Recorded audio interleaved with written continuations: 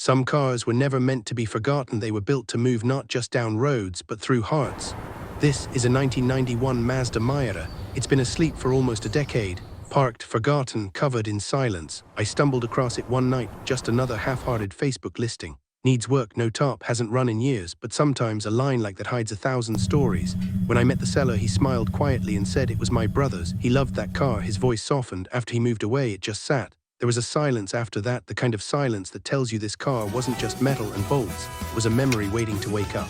The Miata is simple, mechanical honesty wrapped in sheet metal, no screens, no software updates, just a heartbeat waiting to return. Sometimes you don't pick a project, it picks you. The first time you drive a Miata after it's been asleep, it doesn't feel old, it feels alive.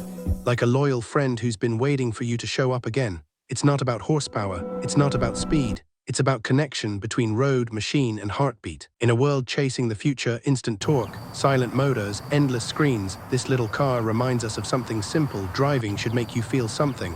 This is what revival feels like. This is what freedom sounds like.